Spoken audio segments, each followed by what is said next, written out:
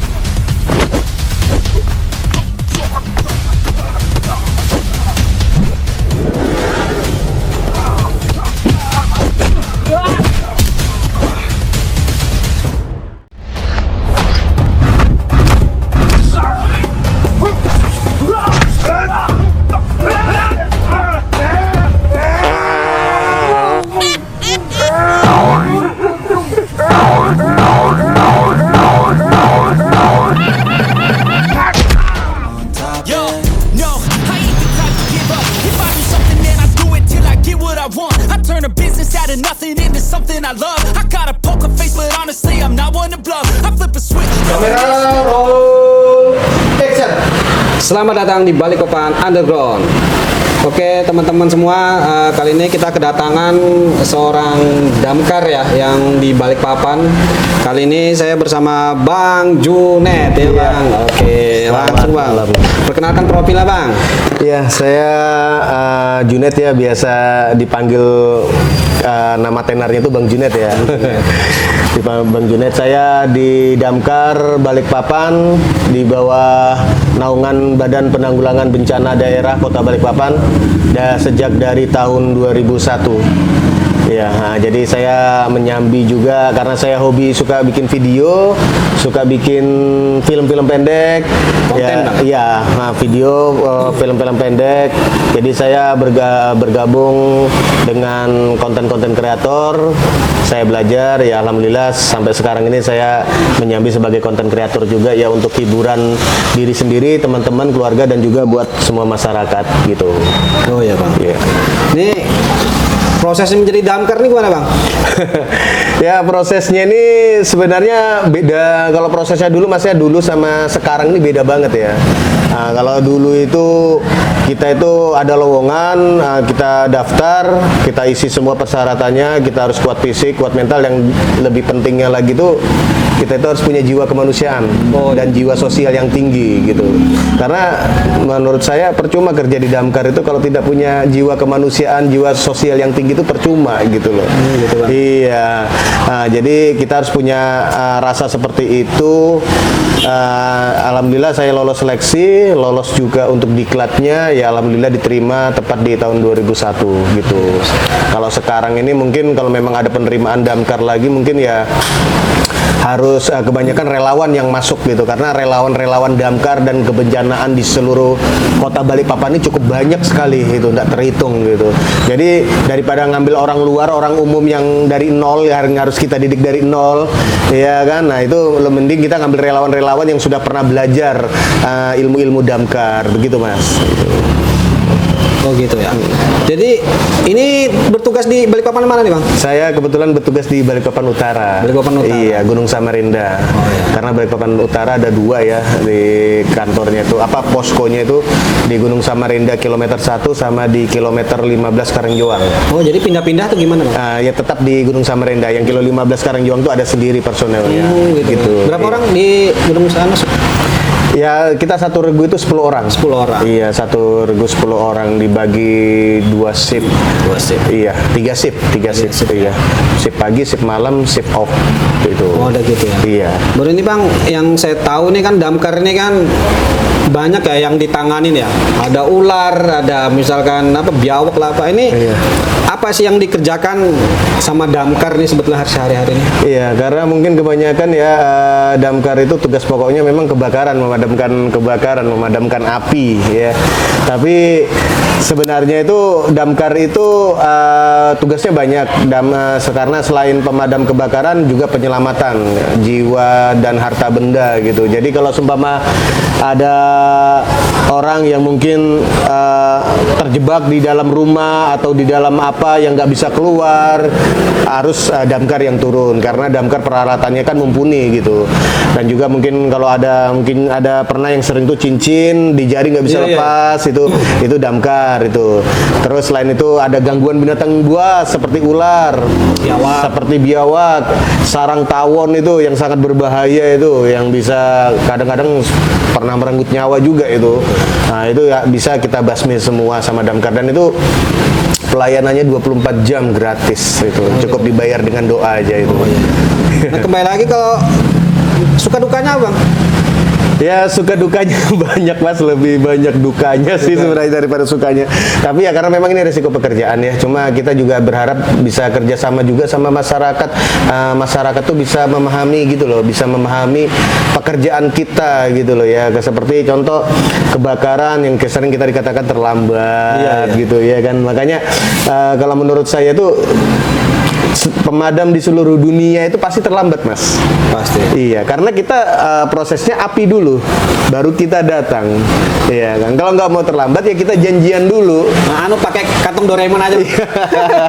Ya kalau udah mau janjian kalau udah mau terlambat kita janjian dulu, ya kan. Pak, tolong Pak 1 jam lagi di sini ada kebakaran Pak. Bapak segera meluncur. Oh ya udah saya datang. Nah begitu keluar apinya kecil udah kita siram. Ya udah nggak jadi terbakar. Nah itu dikatakan tidak terlambat kan. Di mana-mana kan api dulu gitu loh, sudah besar. Nah kita berdatang itu sudah, kalau mungkin damkar ini punya ilmu the flash Mas ya, mungkin kita pakai mungkin ya, sep gitu kayak kilat semua. Tapi kan tidak mungkin karena kita kan pakai mobil kita besar, ada yang roda 6, roda 10. Nah itu, dan juga jalanan ini kadang rame, macet, apalagi jalanan di Kota Balikpapan ini kan jujur aja kalau menurut saya jalanannya kecil-kecil, ya kan. Jalanan yang seumpama di kota besar seperti Surabaya, Jakarta yang seharusnya bisa jadi 1 jalur, di sini jadikan 2 jalur. Nah itu jadi sempit. Belum lagi mobil-mobil yang parkir di jalan, belum lagi warga-warga yang bawa kendaraan yang belum paham arti sirine, itu masih banyak yang belum paham itu, yang sering saya jumpai di jalanan itu. Nah jadi kadang dukanya itu kita sering dikata-katain warga, kadang disakiti secara fisik juga iya gitu, pernah dilempari macam-macam gitu. Kalau dilempari makanan aja nggak apa-apa, masa sanggar cempedak nggak apa-apa. Nah, ini dilempari batu, dilempari kayu macam-macam itu suka dukanya gitu. Nah dan juga kadang kadang enak-enak tidur ya, memang kita kerja ya, kalau piket malam enak-enak tidur, dapat laporan ada pohon tumbang itu dini hari jam 2, setengah 3 dini hari itu ya, kita mau tidak mau harus bangun, kita tolong warga yang rumahnya ketimpa pohon tumbang atau nutupi jalan. Nah begitu dukanya sih. Kalau menurut saya sih ya seperti itu ya, sudah biasa sih Mas, dukanya seperti itu ya, kita jalanin aja gitu. Kayaknya udah habis ya kalau ceritain ini. Udah habis Mas, banyak Mas. Nah itu dukanya. pernah nggak tertipu di telepon mana sekalinya lah kebakaran atau salah tempat? Nah itu sering kali. Nah jadi karena dulu kita masih kekurangan anggota relawan ya Mas ya dulu itu, jadi ada telepon masuk, Pak ada kebakaran begini-begini, langsung berangkat sampai keliling-keliling, sampai kita lokasinya sampai di TKP itu warga itu bengong semua ngeliatin, di mana Pak kebakaran, oleh kanan kiri nggak ada kebakaran ini Pak. Iya, Salah tempat atau gimana? nah ternyata ya hoax gitu. Nah, itu ngerjain kayak gitu. Nah tapi sekarang beda Mas, jadi beda itu kalau seumpama kita dapat laporan, kita minta tolong dulu sama anak-anak relawan gitu ya kan, relawan Balikpapan itu kita suruh cek dulu TKP pakai motor. Lokasinya di sini. Nah, kalau memang betul pasti kita berangkat. Tapi sebenarnya untuk saat ini jarang seperti itu sih, karena kalau memang sekarang karena banyaknya relawan, dimanapun ada kebakaran pasti sudah rame mas. Sudah rame di grup WA, di radio Handi Talki itu, punya Pemkot itu pasti rame semua sudah itu, gitu mas. Ini kan sempat viral ya, waktu itu beberapa waktu yang lalu tentang kerusakan perangkat pemadam kebakaran ini. Iya. Nah itu viral. Itu untuk perawatannya bagaimana dan siapa yang bertanggung jawab biasanya itu? Ya itu kalau untuk dari segi itu mas ya, kalau saya perhatikan itu juga teman saya juga itu, ya kan, di daerah adalah kota di sana ya, nggak perlu saya sebut lah. Itu ya itu sebenarnya yang bertanggung jawab dari pimpinannya mas, dari pimpinannya. Nah, sebenarnya itu dari manajemen damkar itu semua ada susunan pemimpin atau pemegang kedudukan itu yang sesuai dengan poksinya masing-masing. Ya, seperti dari pimpinan ke sekretaris, bendahara, bagian perlengkapan, bagian logistik itu ada semua. Nah, sebenarnya kalau supaya mobil ini kurang perlengkapannya gitu loh, sampai rusak atau apa, kenapa nggak segera diperbaiki gitu. Nah, seharusnya dari bagian logistik perlengkapan tuh sudah harus monitor gitu loh mas ya, dan disampaikan dengan pimpinan gitu loh. Ini harus segera diadakan gitu loh. Nah, itu mungkin karena kurang merespon mas, dan juga mungkin ya apa ya, kayak cuek gitu ya. Jadi kayak cuek, menyepelekan gitu. Tapi begitu kejadian, imbasnya ke anggota sendiri gitu. Jadi begitu sampai di TKP ada kebakaran, ternyata nggak bisa dipakai mobilnya, atau mungkin ada peralatannya yang rusak, anggota yang jadi sasaran warga gitu mas. Itu resikonya itu cukup. Untuk perawatannya gimana? Untuk perawatannya kita setiap hari selalu kita rawat ya. Jadi kalau ganti sip itu kita kan namanya ada nanti tugas masing-masing kita, jadi nggak hanya merawat, jadi kita membersihkan posko, mengecek peralatan, dicek semua satu-satu mas. Mobil ini jalan tidak, bannya muter tidak, remnya main tidak gitu, klaksonnya bunyi tidak, sirinenya bunyi tidak, nah selangnya ada tidak, nah, semua harus lengkap. Di koplingnya ini dari antara selang ke koplingnya nozzle ini bisa tidak, nah itu dicek semua. Airnya cukup tidak, kalau kurang diisi lagi gitu. Jadi ada yang kadang punya pemikiran bodoh ini, itu pemadam tuh kalau berangkat kebakaran harus ngisi air dulu ya. Itu saya pikiran yang sangat bodoh menurut saya itu. Pasti sudah ada ya. Ya pasti sudah ada. Kalau kita nggak ada air, kita nggak akan standby, nggak akan berani gitu. Jadi perawatannya itu setiap hari mas. Kita selalu mengecek berkala setiap ganti shift malahan. Itu mungkin sehari 2 kali. Shift pagi sama shift malam itu selalu mengecek itu. Saya pernah ngeliat itu kalau habis kebakaran itu pasti ngisi lagi ya. Iya pasti itu. Berjejer itu ya. Berjejer ngantri. Jadi kita seandainya kebakarannya di Gunung Sari, nah, di daerah Gunung Sari ini di mana ada hidran terdekat. Nah di situ yang dibuka, dibantu dengan dari instansi PDAM, dibantu juga sama instansi PDAM, dibukakan hidran, karena yang bisa membuka hidran itu PDAM mas. Gitu. Jadi kita ngisi di situ ya antri memang gitu. Kadang biasanya ngisinya kan tempat rutinnya itu di MT Haryono Dam sana. Iya di situ. Ini kan sudah pertanyaan soal pekerjaan ya. Kali ini kita menjurus ke konten kreator ya. Ini rame sekali nih bang. Bahkan saya pernah lihat itu di kontennya Bang Juned ini ada si Gundul bang ya. Si Gundul pernah berarti itu bang? Iya pernah. Waduh. Itu jadi saya di DM sama manajernya mau diajak kerjasama ya. Saya sih oke aja. Saya izin sama sama pimpinan saya. Diizinkan, tapi ya harus melalui jalur resmi ya. Karena pimpinan saya juga minta izin juga sama sekretaris Kota Balikpapan Pak Muhaimin, alhamdulillah diizinkan. Pak Muhaimin minta ke wali kota, diizinkan juga.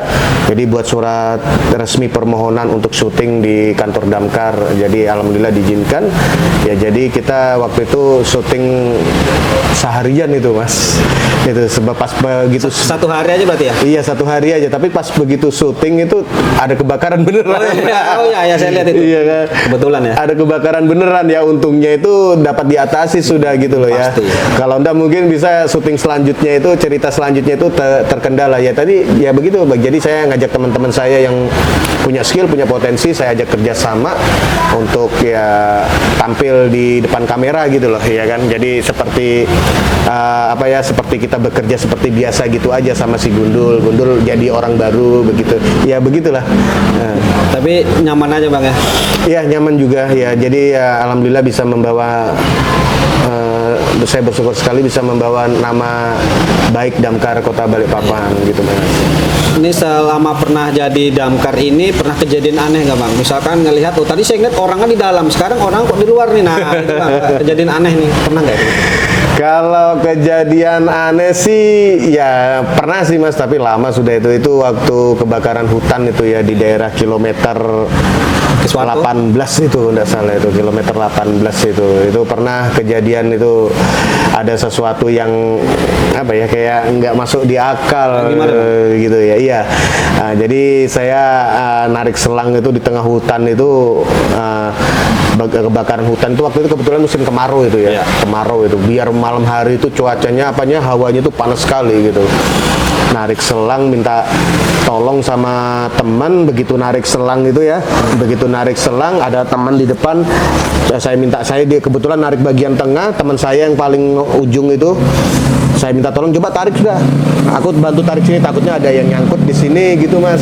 Ternyata begitu ditarik sih tapi kok ditinggal gitu loh. Ternyata kok saya lihat kok orangnya ini nggak ada gitu loh.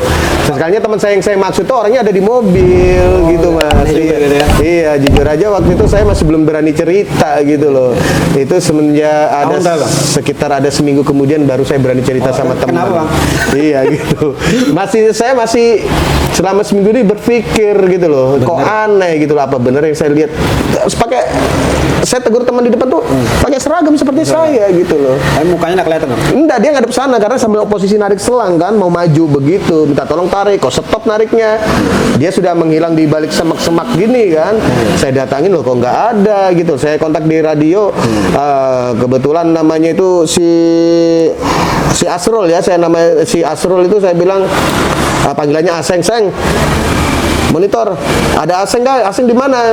Loh ini Aseng dia ada di mobil. Waduh. Oh ya sudah 86. Nah, habis itu saya berpikir, terus yang saya suruh ini siapa? Gitu loh. Tapi ya saya nggak terlalu menghebohkan gitu ya seperti gitu ya. Ya kan. Dan juga mungkin kadang kalau saya cerita mungkin takutnya kadang diketawain Mas, bisa jadi saya ini ngada-ngada gitu loh ya kan, atau apa mungkin ngada-ngada, mungkin banyak yang nggak percaya juga, makanya saya diem aja. Jadi saya hanya cerita sama orang yang saya maksud, saya itu ada ngeliat kamu loh di depan, itu seminggu kemudian kira-kira itu. Loh aku mana ada ke depan, loh aku loh di mobil aja. Terus siapa gitu loh saya bilang, orang postur-postur tubuhnya kamu kok. Terus kalau memang bukan kamu, orang lain ya, saya lihat juga nggak ada siapa-siapa di situ.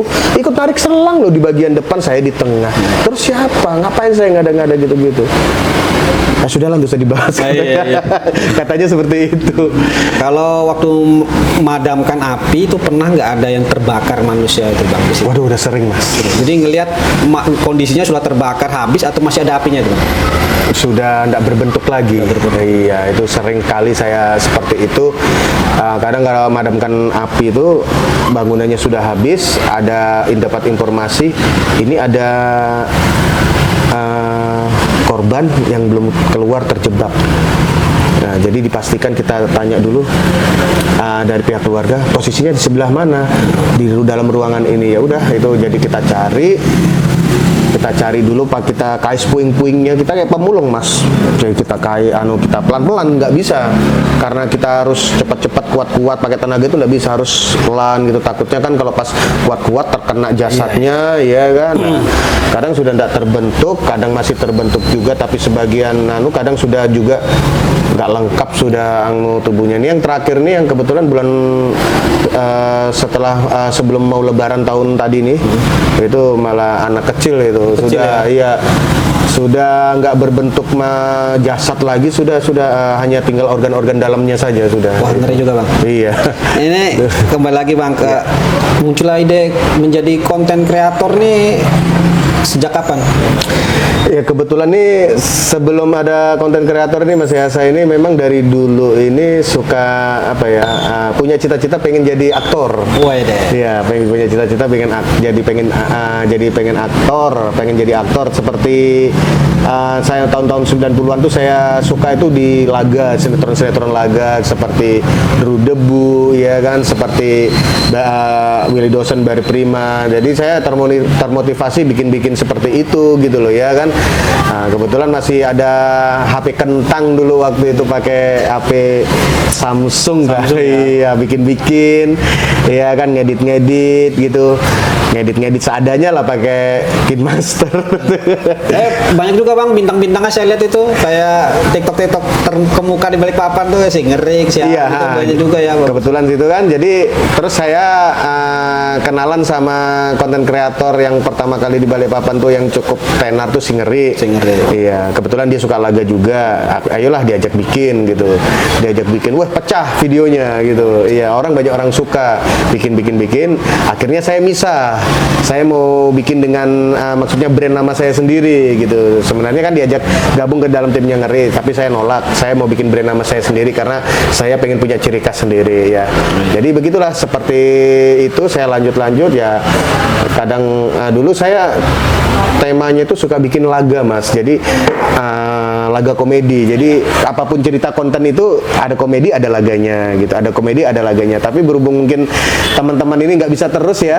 Nggak bisa terus, ada mungkin kesibuk kerjaan. Jadi kayak apa ini ya, biar saya masih jalan aja gitu konten. Jadi saya masuk ke tema damkar gitu. Iya. Jadi itu tadi yang teman-teman tuh berarti salah satu kendala juga Bang ya? Iya, sebenarnya saya kalau di dalam otak saya ini Mas, ide konten, ide film-film pendek itu ada semua.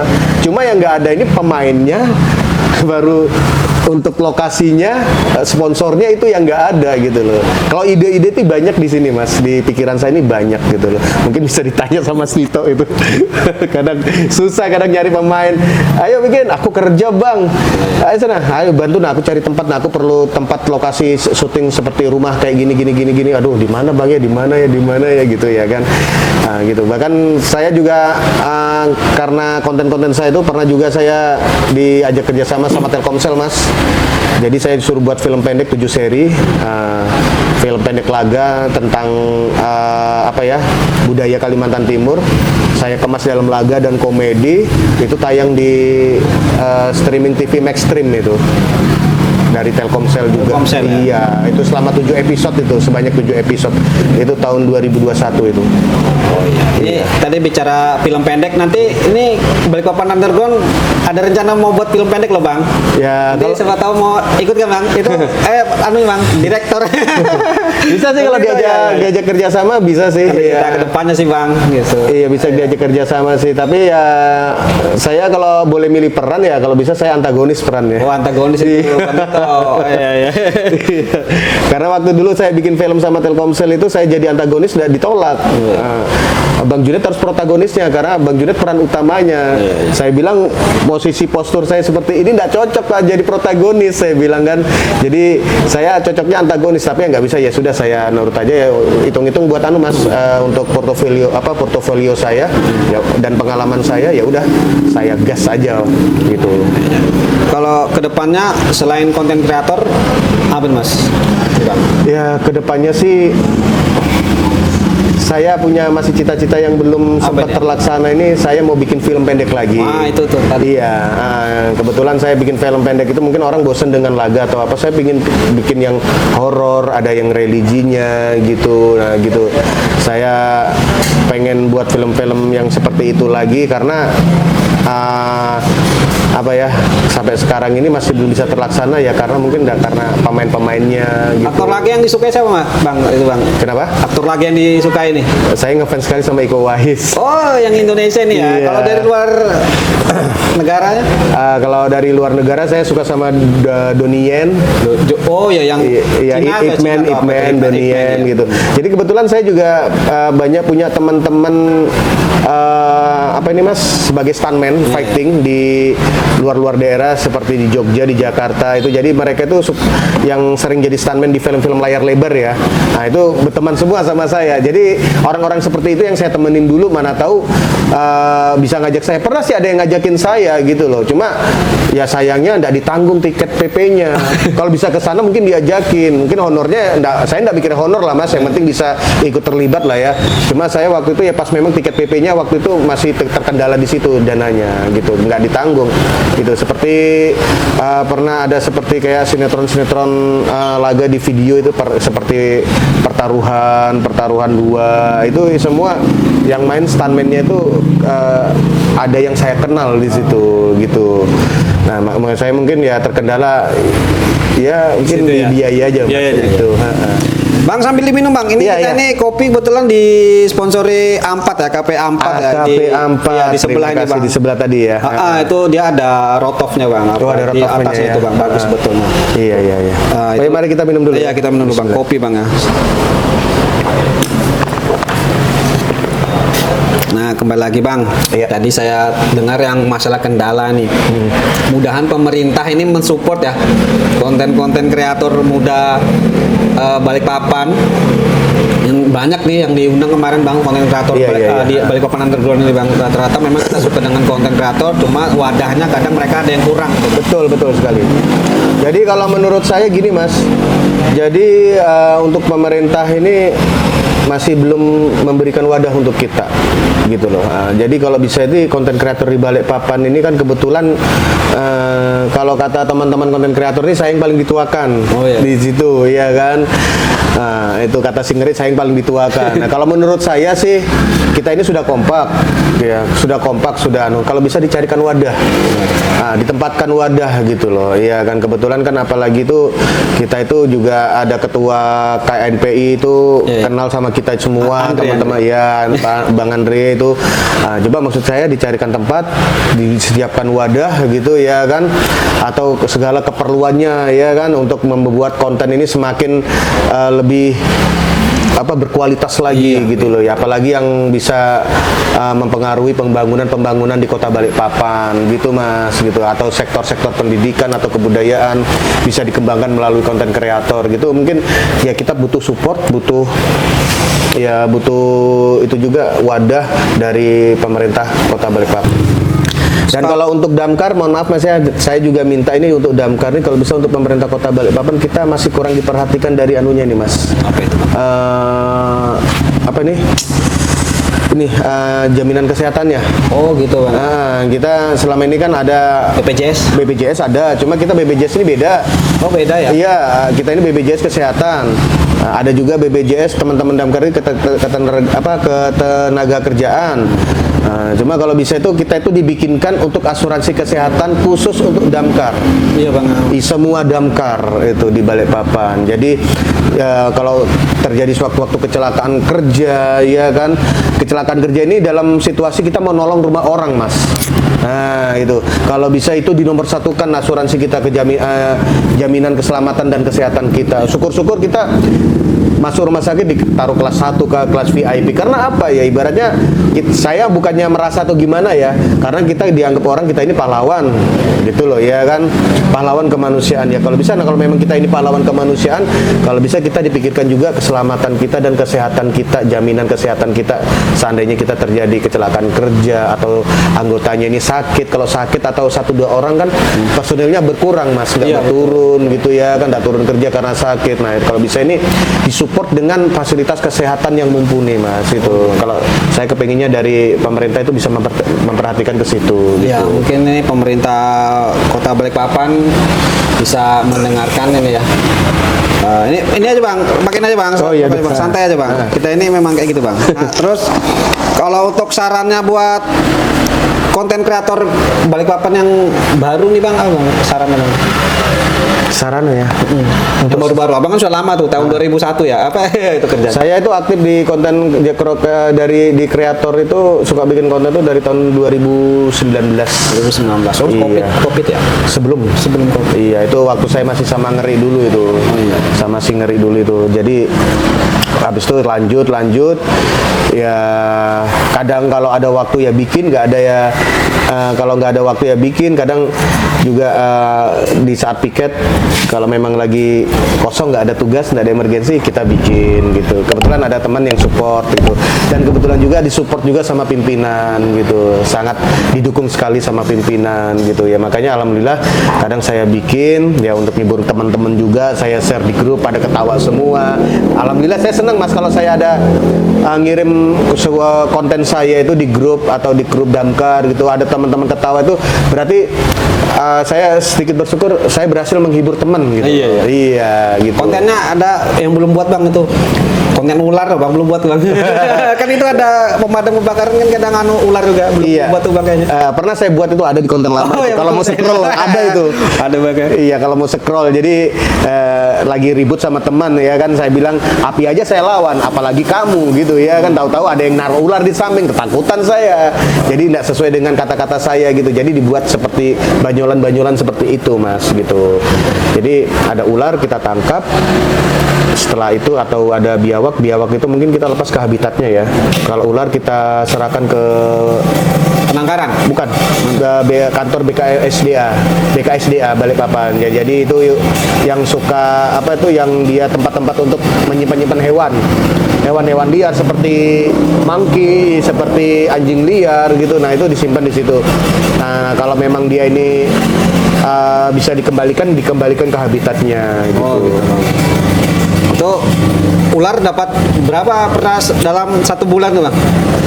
Nggak bisa dihitung sih Mas, kadang karena ular ini sepertinya munculnya ini seperti ini Mas. Dia ular ini munculnya itu seperti kalau habis hujan. Oh gitu. Kalau habis hujan itu musim hujan ini. Iya, musim hujan. Kayak gini nih yang piket malam ini mungkin bisa jadi ada laporan ular. Karena ular itu dia kalau habis hujan, dia keluar dari sarangnya. Karena dia merasa kedinginan. Kenapa dia keluar dari sarangnya? Antara dua, dia mencari kehangatan. Dan juga dia mencari makanan. Karena saya pernah nemukan ular habis hujan, ada laporan waktu itu di daerah mana ya, kilometer 5. Rumah elit itu di Bumi Nirwana. Itu rumah elit Mas ya, rumah elit. Ada laporan ular, saya cek ularnya di mana? Itu Pak di bawah sofa, di sofa ruang tamu. Saya anggapannya itu. Iya panjang, tapi melungker dia di situ. Nah berarti dia kan mencari kehangatan. Karena itu bukan gudang Mas. Itu sering. Jadi ular tuh kalau hujan dia merasa kedinginan, dia keluar cari tempat-tempat yang hangat. Oh, gitu. Nah, dia di situ pasti dia keluar itu mencari tempat-tempat yang hangat seperti di atas plafon. Jadi buat teman-teman, kalau di rumahnya itu ada suara kresek di plafonnya itu, nah itu diwaspadai aja. Segera kalau bisa lapor damkar. Ya. Karena sering kejadian. Tapi kalau plafonnya kadang nggak kuat, pernah jebol Mas.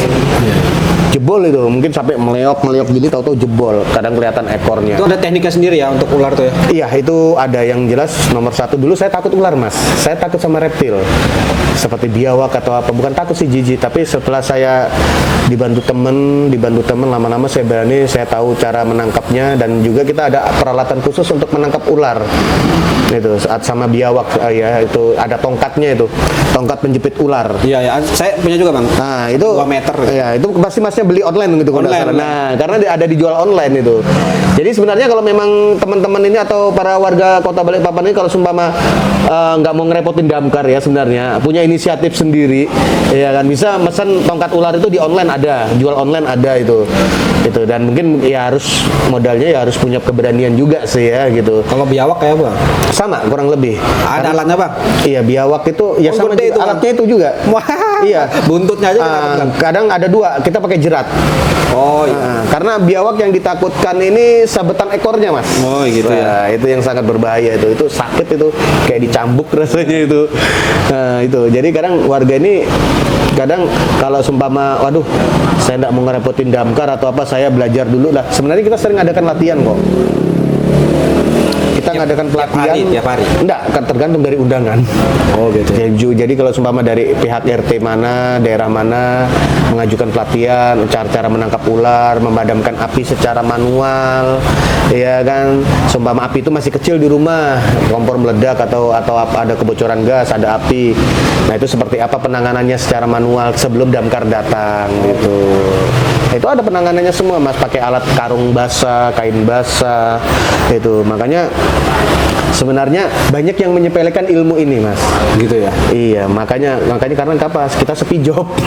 Kalau kita rame job untuk penanganan pelatihan damkar itu secara manual, berarti banyak orang yang pengen belajar. Gitu. Tapi banyak yang menyepelekan. Tapi begitu kejadian kalang kabut sendiri. Bahkan nggak usah begitu. Nomor telepon kita aja banyak nggak disimpan sama masyarakat. Saya yakin tanya aja sama warga-warga Kota Balikpapan, Kecamatan Balikpapan Barat, Utara dan selainnya itu. Mungkin ada juga yang nggak nyimpen nomor kita. Oh gitu. Iya beneran. Karena mungkin nggak penting lah atau apalah. Tapi begitu kejadian, bingung. Kadang sampai kantor kita didatangin. Kenapa mesti datang ke kantor kita? Kenapa nggak via telepon? Gitu. Ada ular pernah Mas. Seorang ibu-ibu tua Mas, sekitar umur 65 lah, mau deket 70. Jam setengah 4 itu mau deket subuh itu datang ke kantor saya. Loh Bu, Ibu naik apa Bu? Naik ojol deh. Loh kenapa? Tolong ada ular di rumah saya. Saya enggak ada orang laki-laki di rumah, suami saya sudah meninggal, kasihannya. Kenapa Ibu sampai datang ke sini? Ibu enggak punya nomor telepon kita? Enggak punya. Nah, seperti itu sering kejadian Mas. Coba seandainya masyarakat ini semua nyimpen nomor telepon kita, ya kan? Mungkin semua bisa cepat teratasi gitu loh, iya kan. Contoh kayak kebakaran aja pernah ada yang datang, Pak ada kebakaran teriak-teriak. Kenapa mesti datang?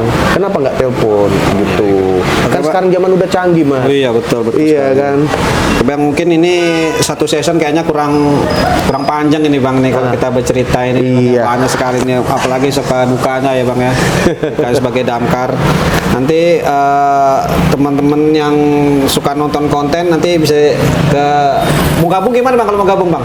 Ya kalau mau gabung ya follow aja IG-nya Instagram _Bang Junet, itu ketemu langsung di situ. Nah itu. Iya. Kalau mau lihat iya mau silakan. Kadang saya juga suka kalau ada kebakaran tuh saya suka live juga, kerja sambil live itu. Ya live sambil kerja. Itu terakhir Bang pertanyaan Bang. Itu keluarga apa enggak takut Bang? Kamu ini hati-hati gitu, istri gitu gimana itu Bang? Pas lagi nangani kebakaran gitu Bang. Ya istri selalu mendoakan di rumah. Mendoakan. Saya juga setiap keluar rumah mau berangkat kerja selalu berdoa lah, pokoknya bismillahirrahmanirrahim. Sudah saya keluar, saya serahkan hidup saya sama Allah, niat saya baik, saya bekerja mencari nafkah, ya karena kerja juga ada bagian dari ibadah kan Mas. Ya saya pasrahkan sama Allah aja, sudah bismillah gitu aja. Wah, jadi ya kadang karena apa ya, karena saya sebagai juga konten kreator damkar dan juga saya dapat dukungan dari pimpinan dan juga saya sebagai persnya damkar juga. Jadi saya begitu ada kejadian saya buat dulu video berapa detik atau paling lama semenit untuk dokumentasi, baru handphone saya live kan, saya masukkan di tas kecil, tas dada, baru saya sambil kerja gitu. Jadi bisa ini loh. Jadi ada warga yang menonton live kita ini biar paham. Ini loh apa ya? Sepak terjang kita di lapangan, memadamkan ini risikonya seperti ini gitu loh. Kita harus berhadapan langsung dengan api yang besar gitu ya kan, yang hawanya ya bukan main panasnya. Belum lagi kita masuk risikonya mungkin bisa keruntuhan bangunan-bangunan gitu. Mungkin juga dari apa itu di TKP itu lantainya banyak ya pakunya atau apa, itu risikonya sangat besar sekali Mas gitu. Jadi tadi Bang kan banyak yang nggak tahu nomor teleponnya, bisa disebutin Bang. Iya, jadi kalau untuk wilayah damkar Balikpapan Utara ya, Gunung Samarinda, simpen di 0542 42 11 13. Nah, itu ada nomor WA-nya juga. Jadi kalau seumpama ada kejadian yang kurang urgent ya, seperti ada ular, sarang tawon atau binatang masuk ke rumah yang lainnya, mungkin bisa WA aja. Itu langsung direspon. Tapi kalau untuk kebakaran saya sarankan jangan chat. Nah, masa kalau kebakaran main chatting, habis rumahnya. Oh iya, kan? Langsung ditelepon aja Bang. Iya, langsung telepon nomor saja. Tadi, Bang, ya? Iya, nomor teleponnya. Iya, nomor WA. Karena kebanyakan orang warga ini kan kadang sudah jarang membeli pulsa, tapi kuota data. Nah, Bang, terakhir Bang, kata-kata hari ini Bang. Ya kata-kata kita saya hari ini ya, kalau berbuatlah kebaikan untuk orang lain. Nah, jadi kita harus bisa bermanfaat untuk orang lain. Ya, tapi sebelum bermanfaat untuk orang lain, bermanfaatlah kita untuk keluarga kita sendiri. Gitu. Jadi semoga kita ini semua selalu dalam lindungan Allah. Kita selalu berbuat baik, insya Allah nanti kita akan mendapatkan balasan yang baik pula. Amin. Gitu. Oke, Baik. Bang Junet, terima kasih sudah mau hadir di acara podcast Sama-sama, Balikpapan Mas. Underground. Sama-sama. Wah, mungkin ini nanti pengen sih saya ngobrol lagi sih Bang. Iya, Pengen. banyak sih. Nanti keinginannya Bang Junet membuat film pendek, nanti ada anggota kami nanti Bang. Alhamdulillah. Rencananya ya tahun depan sudah Iya, sudah bisa, proses bisa. nih teman-teman nih Bang. Nanti juga teman-temannya Bang Junet siapa tahu mau ikut ya Bang ya. Iya. Mungkin diinfoin juga situ aja Bang. Terima kasih sekali lagi Bang ya Iya, sudah mau sama-sama, hadir di Mas. sini. Iya, Ya, sama-sama. semoga sehat selalu Bang. Amin, amin, amin. Ya, amin, ya. Terima kasih Bang Junet. Sama-sama, Mas. Oke, terima kasih semua sahabat Balikpapan Underground. Okay, cut. Thank Oke. Give up till I'm on top. Yo, yeah. no, I ain't the type to give up. If I do something, man, I do it till I get what I want. I turn a business out of nothing into something I love. I got a poker face, but honestly